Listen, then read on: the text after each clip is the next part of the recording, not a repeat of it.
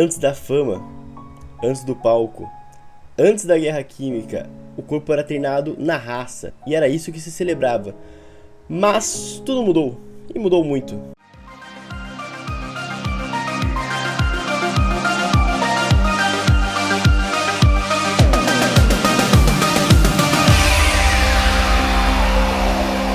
Everything was possible. The gym environment, 70s and 80s, was on a different level.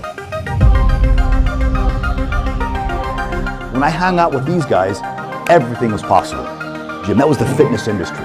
And bodybuilding was growing.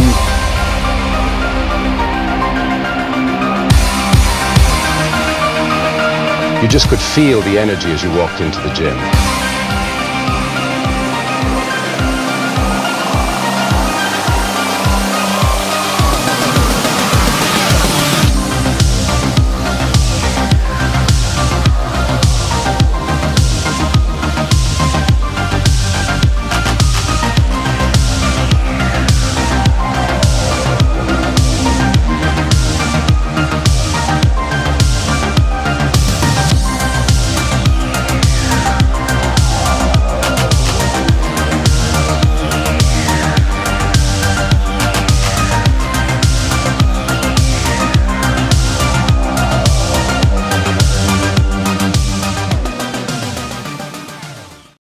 Foi assim quando os esteroides entraram na história, mudando tudo, o corpo, a mente, a performance e a percepção do que a gente tinha do que era natural, né? E a história dos esteroides começa, na verdade, bem longe dos palcos, tá? Na década de 30, cientistas alemães sintetizaram testosterona pela primeira vez, tá? Um cientista chamado Adolf, exatamente, Adolf, mas fica calmo que não é aquele que você está pensando, esse é realmente um cientista. Qual que era o objetivo dele? Bom, o objetivo dele era claro e simples: criar super soldados para a Alemanha. Homens quase mitológicos, tipo Hércules, super fortes, resistentes e prontos para aguentar o estresse brutal de uma guerra, que vocês sabem que não é algo simples, e o estresse afeta a nossa testosterona. Então, com a testosterona injetável, você iria ficar muito mais resistente e ia conseguir todos esses aspectos que ele buscava. Mas como o pessoal é muito criativo, foi se percebendo que aquilo causava um aumento da massa muscular também. Então, um ponto leva a outro.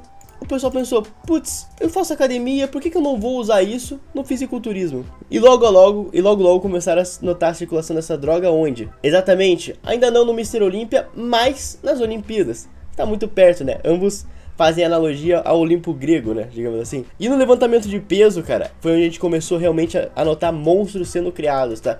Homens, cara, acima de humanos, você já deve ter escutado, provavelmente não, na verdade, pensando aqui, mas tem aquelas histórias dos búlgaros que faziam snatch, que é aquele movimento acima da cabeça, com 4 vezes o peso corporal, cara. Beleza que o cara pesava 50 quilos, mas, cara, 50 quilos levantar 200 em cima da cabeça é muita força, é muita potência e, cara, foi nessa época que a gente começou a ter uma explosão de homens conseguindo bater essa meta. Isso tudo ocorreu na década de 70, tá? E como começou a circular, você notou que vários começaram a fazer uso. Como, por exemplo, Grigor Novak. Ele levantava o peso como se ele desafiasse a gravidade. Não era só um treino. Paul Anderson, o americano que virou uma lenda praticamente. E, cara, esses caras faziam um peso parecer papel na barra. Mas foi na União Soviética e na Bulgária. Como eu falei, os búlgaros foram bem antes disso, que os esteroides viraram um método de estado, tá? A testosterona já começou a ser aplicada como se fosse uma vitamina, e era o começo de uma guerra química.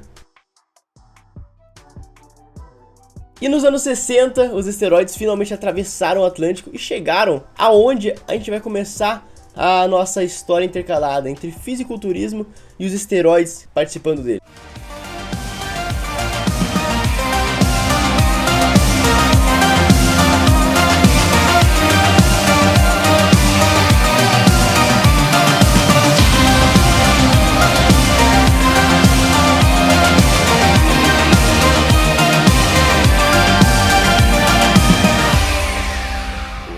E a nova geração de fisiculturista era diferente de tudo que a gente já tinha visto, cara. O pessoal parecia que era esculpido pelo Michelangelo, perfeitamente simétricos, extremamente grandes e secos, mas eles estavam sendo não movidos pela arte, sim pelo leve empurrão da ciência. Os fisiculturistas daquela época já faziam uso de esteroides anabolizantes, principalmente testosterona, Deca e o famoso Dianabol. Dianabol, pra quem não sabe, é o famoso café da manhã dos campeões. E tudo isso era fácil de conseguir barato e presente em quase todo lugar, fácil de conseguir. Não se falava disso publicamente, mas no fim todo mundo sabia, né? Você deve lembrar que eu falei que os alemães queriam criar o Hércules, e esse cara realmente apareceu, mas foi nas telas do cinema. Before the Terminator, before Conan, he was Hercules. He's only a demigod. Catch Arnold Schwarzenegger in his first feature film role. Does this mean I have Zeus's permission to leave? It means you will stay, and I don't wish to hear another word on the subject. I have only... Em 1970, o Arnold interpretava o Hércules em Nova York. Cara, esse filme é muito galhofa, eu recomendo demais você ver, é muito engraçado, cara. Esse filme, é das antigas, cara. Já vi ele várias vezes, acho muito divertido. E, querendo ou não, já não era mais ficção aquela busca. Realmente, o Hércules apareceu nos cinemas. E olha só que interessante.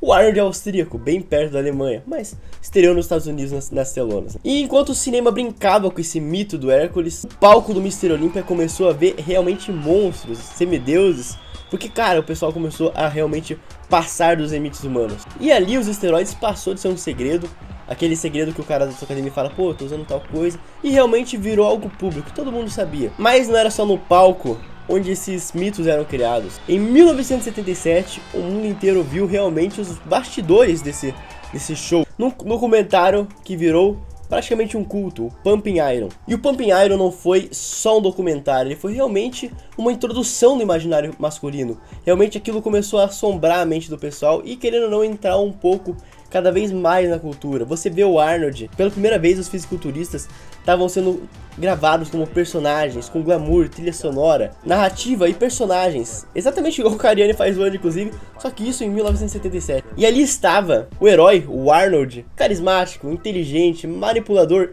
extremamente monstruoso. E do outro lado tinha o rival, o Lou Ferrigno, que pra você que não sabe, é o Hulk dos cinemas. Cara, o Lou Ferrigno interpretou o Hulk, cara, vai tomar no Google. É uma história muito aleatória, né, cara? Como pode? Mais tímido, introvertido e mais novo, menos experiente. E o palco virou uma arena, os atletas, gladiadores, o físico, símbolos da vitória. Pumping Iron conseguiu mostrar tudo, o shape, o treino e o brilho por trás desse mundo, mas não mostrou as seringas, os frascos, os protocolos, as crises de ansiedade devido ao uso desses esteroides. E talvez por isso ele foi tão eficiente em realmente conseguir elevar o fisiculturismo como uma arte. E a partir dali, daquele momento, o mundo queria ser como Arnold Schwarzenegger. Mas poucos sabiam o preço que você tinha que pagar para realmente estar lá. E no meio de todo esse show, rivalidade, realmente só havia um protagonista, que era o Arnold, tá? O Arnold era a grande estrela daquela época, tanto nos palcos como no cinema, tá? Ele era carismático, arrogante, tinha uma presença de palco que realmente dominavam o palco e as câmeras. E na era do culto ao corpo, o Arnold realmente virou um semideus moderno. Tá, eu sei que a gente deu uma pequena volta aqui, falando do Arnold, do Pumping Iron, das Olimpíadas, mas segura essa informação que isso vai ser tudo muito importante lá pra frente. Porque quando o esporte vira um espetáculo, o preço da performance sobe junto. Cara, nos anos 70 os esteroides já estavam presentes, mas nos anos 80 o corpo começou a mudar de verdade, tá?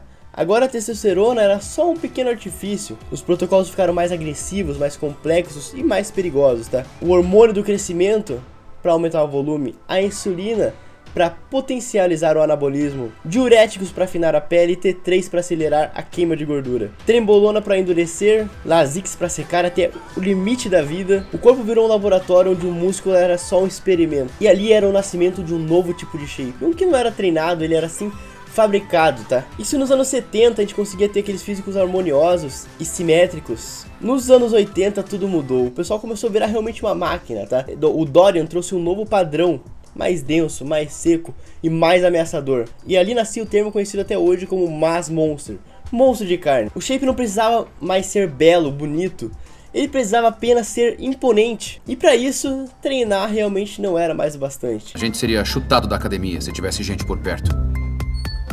Esse é um hormônio de crescimento genérico chinês. Isso é uma testosterona ilegal. Muito bem, Akashi, eu tô preparando a sua agulha. Você quer testosterona? Precisa de testosterona? Preciso, meio pra mim tá legal. Na verdade, esse é um protótipo extremamente potente. Meio cecete faria... Ok, vamos nessa. Tanto que na prática, o atleta não era só um competidor. ele era realmente um experimento. Misturava testosterona com derivados como bodenona, nandrolona, trembolona e várias outras drogas, adicionava GH para empurrar o volume, insulina para maximizar o anabolismo e diuréticos para afinar a pele. O fisiculturismo agora se parecia mais com um protocolo farmacêutico do que realmente um esporte. E a gente vê muito disso ainda hoje, tá? Mas no palco era realmente tudo muito bonito. Apesar de o pessoal ter começado a ficar meio dismórfico, ainda tinha uma certa beleza nisso. Mas nos bastidores a gente não pode dizer o mesmo, tá? Corpos quebravam, rins falhavam, cicatrizes internas começavam a aparecer. O fisiculturismo deixava de ser uma arte clássica e se tornava um experimento extremo de performance e um experimento para ver quem tinha a melhor genética. Não mais para construir músculo e sim para aguentar colaterais. E se nos anos 80 começaram a criação de monstros, nos anos 2000 foi quando essa criação chegou ao ápice, aparecendo ele, o cara que iria dominar tudo e é falado até hoje como provavelmente o maior fisiculturismo de todos os tempos, porque ele já tinha todo o aporte toda aquela droga e também tinha genética para aguentar os colaterais e também de construir músculo. Esse cara é o Ronnie Coleman.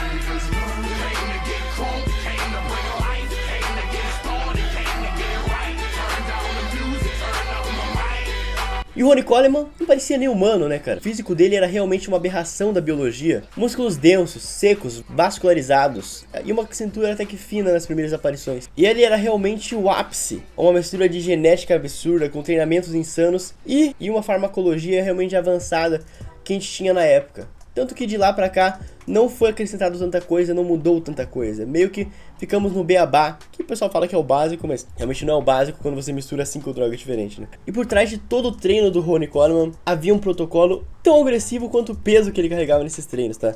A base ainda era testosterona, mas com doses muito acima do fisiológico, GH, insulina, T3, diuréticos. O corpo era levado ao limite e depois além do limite. O Ronnie Coleman venceu 8 vezes o Mr. Olympia, virou uma lenda.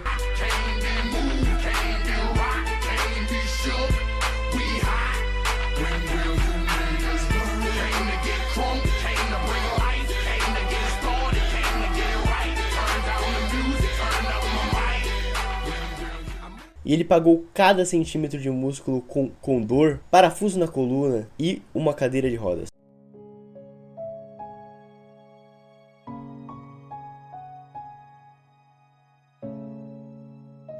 Era o preço para chegar ao ápice da perfeição quando se trata de fisiculturismo. O que faz um homem se destruir tentando ser o melhor? Por que a gente busca essa perfeição física mesmo sabendo do custo? Será que é apenas vaidade? Ou será que o fisiculturismo é realmente o retrato mais cru do ser humano querer ultrapassar os seus próprios limites e tocar a Deus? Será que é o ímpeto de grandeza dos homens de alcançar o inalcançável? Será que é o dinheiro, a fama, o grito da plateia, o olhar dos outros? Ou será algo mais íntimo, algo mais primitivo? A necessidade de vencer não o outro, mas a si mesmo, de não aceitar os próprios limites, de provar que é possível ser mais do que realmente se é. Ícaro voou alto demais e caiu. Mas e se ele soubesse que cairia? Ele subiria mesmo assim? Talvez seja isso que realmente separe o fisiculturismo de outro esporte. Ele sabe que ele vai cair, mas ele continua mesmo assim. Talvez o fisiculturismo moderno não seja só o culto ao corpo, mais um espelho do nosso tempo moderno. Um tempo de excessos, de ansiedade, de gente doente, tentando parecer saudável. Um tempo onde o valor de alguém se mede em números, peso, shape, a quantidade de likes. Será que o culto ao corpo é só mais um sintoma de um mundo narcísico? De um mundo onde as pessoas vivem para ser vistas e esquecerem de viver para si mesmo? Onde a alma murcha e o corpo apenas cresce? Na mitologia, Narciso era um jovem tão obcecado pela própria imagem que acabou se afogando, tentando alcançar o próprio reflexo. E a gente, olhando o fisiculturismo atual, é possível traçar várias analogias entre isso. Homens viciados no espelho, na aprovação, na estética, tão obcecados com o físico que se perdem em si mesmo. Narciso caiu no lago tentando encostar a própria imagem. O bodybuilder moderno cai sozinho no espelho todos os dias. Hoje a gente vê gente aplicando antes mesmo de começar a treinar. O palco não é mais o Olympia, é apenas o Instagram. Não se compete mais por um troféu, se compete por curtidas, comentários, validação. Se o shape tá bom, ninguém quer saber se o físico tá falhando. Se a libido acabou, se a cabeça tá no chão. É aquela grande frase, né? Tô no shape, pai. Ciclos prontos, fórmulas vendidas como combos fitness, clínicas que vendem um milagre por mês. O mercado virou uma farmácia e a farmácia virou uma vitrine. E a justificativa é sempre a mesma. Quero ser minha melhor versão. Mas às vezes, será que essa é realmente a sua melhor versão? Será que realmente você vai ser sua melhor versão com o fígado lascado? Com o coração do tamanho do coração de um boi? Que era exceção virou atalho e o atalho virou uma regra. No começo tudo era força, a busca era por grandeza. Como Hércules, queríamos ser fortes. Depois a ambição cresceu e os esteroides apareceram como asas artificiais. Como Ícaro, voamos alto, alimentados por uma química e um sonho. Mas, como ele, queimamos ao chegar perto do sol. Os esteroides que nasceram para curar viraram o combustível de uma obsessão, a ponte entre o possível e o impossível, entre o sonho e o colapso. Essa é a história do fisiculturismo. Uma história sim de superação, mas uma história com muitos abusos, com muita força, mas também com muita fragilidade, porque até os deuses também sangram. Essa frase é do Kratos, né? E antes de acabar o vídeo eu quero deixar uma reflexão para vocês. O fisiculturismo nasceu como um culto à força, evoluiu com a ajuda da ciência e se perdeu pela obsessão da estética. E agora, o que vem depois do GH, da insulina, da trembolona? SARMs, chips hormonais, ou talvez alguma coisa ainda mais perigosa? Será que um dia a gente vai voltar a buscar a grandeza sem se destruir por dentro? O fisiculturismo vai continuar evoluindo, mas a grande questão é pra onde? Bom, terminamos esse vídeo. Eu espero realmente que vocês tenham gostado. Esse vídeo diferente, eu pretendo seguir nessa linha agora pro canal, com web documentários, tratando de temas do fisiculturismo e esporte em geral. Então se você tem alguma sugestão, deixa aqui na descrição, tá? Eu vou trazer pra vocês. Link da consultoria está na descrição, link do nosso grupo de estudos também está na descrição, então é só clicar aqui embaixo para você garantir a sua vaga, tá? Eu vou ficando por aqui, eu espero de grande coração, que vocês tenham gostado, um big beijo e até a próxima, tchau, tchau.